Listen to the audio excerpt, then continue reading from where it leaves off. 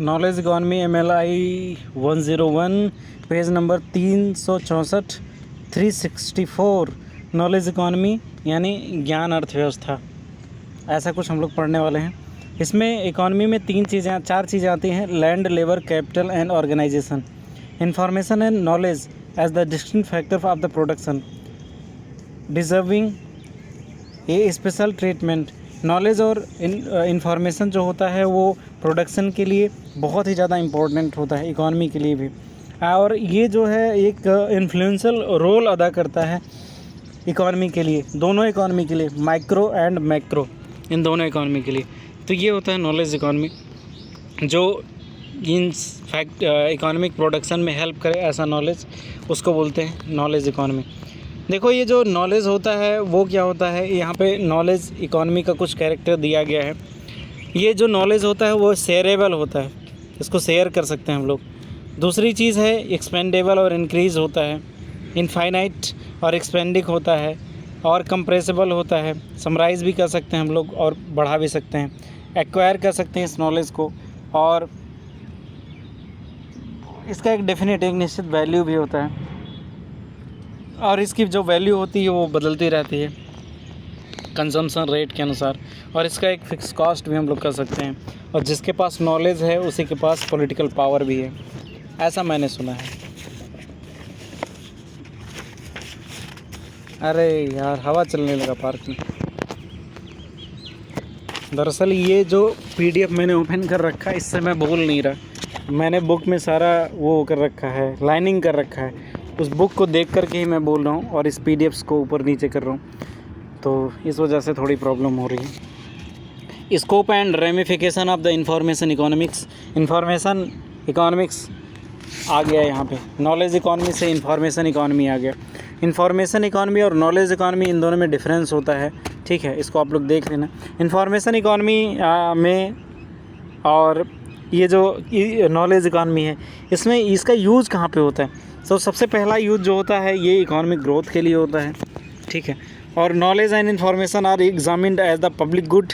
Knowledge और information जो होता है वो पब्लिक गुड के रूप में होता है, टेक्निकल इनोवेशंस के लिए, नॉलेज को बढ़ाने के लिए, एक जगह से दूसरे जगह पे ले जाने के लिए होता है। देखो ढेर सारे ग्रुप्स हैं, कहाँ कहाँ पे इसका यूज हो सकता है नॉलेज का और इन्फॉर्मेशन का। देखो सबसे पहले तो इकोनॉमी जो सब्जेक्ट है उसी में ही इसका यूज़ हो सकता है। Economics of the knowledge and information in general, economics में ही यूज़ हो सकता है। दूसरा प्रोडक्शन और डिस्ट्रीब्यूशन में भी यूज़ होता है, सर्विसेज में यूज़ होता है, और इकोनॉमिक इंस्टीट्यूशंस में यूज़ हो सकता है। Risk aversion, value spirit, innovations, alertness, इसमें यूज़ हो सकता है। नए नॉलेज को इन्वेंशन और डिस्कवरी में यूज़ हो सकता है। ट्रांसफ़र ऑफ टेक्नोलॉजी में यूज़ हो सकता है। Economic forecasting, cost value, decision theory, game theory, decision making by consumer, decision making by worker, decision making by private firms, decision making by government and public, इन सब चीज़ों में। Formation and revision of expectations, role of information, prices में, human capital में, इन सब जगहों पे इसका यूज़ होता है, यूज़ हो सकता है, ठीक है। एक और भी चीज़ कई बार पूछा गया है, नॉलेज इकॉनमी एक मैक्रो लेवल और माइक्रो लेवल। मैक्रो मतलब होता है बड़ा, माइक्रो मतलब होता है छोटा। माइक्रो मतलब होता है पूरे दुनिया की अर्थव्यवस्था या किसी देश की अर्थव्यवस्था, बहुत बड़े क्षेत्र की अर्थव्यवस्था से संबंधित, जैसे इंडियन इकॉनमी जो हम लोग बात करते हैं, नेशनल या इंटरनेशनल लेवल पे जो होती है इकॉनमी, उस इकॉनमी को हम लोग बोलते हैं macro economy, macro. Information and knowledge have wider role play in the shortening of these issues, formulation of national economic policy. National economy policy को फॉर्मेशन करने में जो नॉलेज होता है बहुत ज़्यादा इंपॉर्टेंट रोल अदा करता है। तो मैक्रो लेवल पे बहुत ज़्यादा नॉलेज अदा कर रहा है। क्या अदा कर रहा है? अपना रोल। दूसरी चीज़ formation of national economy policy में हो गया। दूसरा एक कैपिटल के रूप में। कैपिटल क्या होता है? जब भी हम किसी उद्योग धंधा या व्यवसाय करने के लिए जो शुरुआती पूंजी होती है, जो धन लगाते हैं, जो इंफ्रास्ट्रक्चर लगाते हैं, उसको कैपिटल बोलते हैं। तो नॉलेज जो है कैपिटल के रूप में होता है। Economic growth is driven by the accumulation of the knowledge. जितना ज़्यादा किसी के पास नॉलेज होगा उतना ज़्यादा इकॉनमी बढ़ेगा आगे, इकॉनमी ड्रिवन के लिए। Returns of the investment, return of the investment मतलब जितना भी ज़्यादा नॉलेज होगा उतना ज़्यादा हम लोगों ने जितना भी इन्वेस्ट किया है उसका रिटर्न भी होगा। ट्रेडिशनल चीज़ों में land, labour, capital, the main producer of the wealth have become information and knowledge. सबसे पहले शुरुआत में जब सोचा जाता था कि लैंड, लेबर एंड कैपिटल सबसे इम्पॉर्टेंट चीज़ है, जिसमें सबसे बड़ा रोल अदा करता है इंफॉर्मेशन एंड नॉलेज।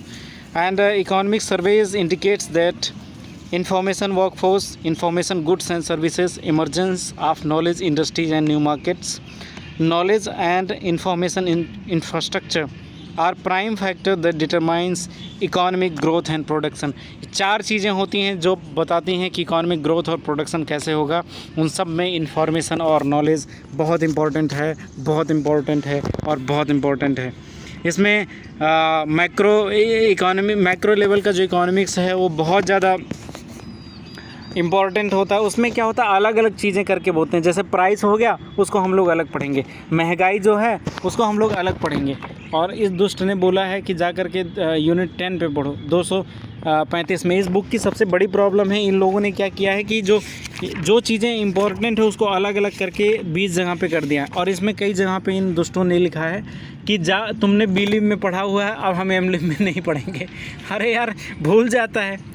आपने पढ़ा होगा तो देखा होगा, उसने लिखा as we had read BLIS so we will read only at masters level.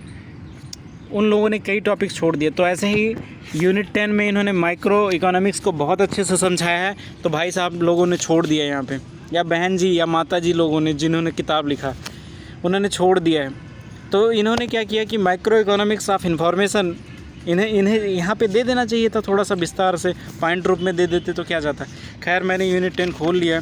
तो इसमें इन्होंने अनसर्टेनिटी ऑफ इंफॉर्मेशन, इसमें दरअसल क्या होता है कि माइक्रो इकोनॉमी में फर्म्स, इंडिविजुअल, हाउस होल्ड्स, इन लोगों के बारे में हम लोग पढ़ते हैं। और बायर, सेलर, रिस्क क्या हो गया, कॉस्ट क्या हो गया, वो सारी चीज़ें छोटे छोटे लेवल की चीज़ों को पढ़ते हैं, इसीलिए इसको माइक्रो लेवल बोलते हैं। तो आई होप आपको ये मज़ा आया होगा। मैं दूसरा पोस्ट खोल लेता हूँ। एक और भी चीज़ है, नॉलेज वर्कर और एक्यूपेशन, एक नया चीज़ उभरता हुआ है।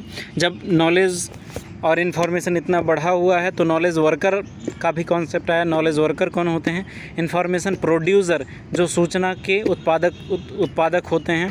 इन्फॉर्मेशन प्रोसेसर, जो इन्फॉर्मेशन को प्रोसेस करते हैं, उसको रिसीव करते हैं और उसके रिस्पॉन्ड करते हैं। इन्फॉर्मेशन डिस्ट्रीब्यूटर, जो डिस्ट्रीब्यूट करते हैं इन्फॉर्मेशन को। और इन्फॉर्मेशन इंफ्रास्ट्रक्चर, जो इंस्टॉल करते हैं, ऑपरेट करते हैं, सेव करते हैं, ये सारी चीज़ें।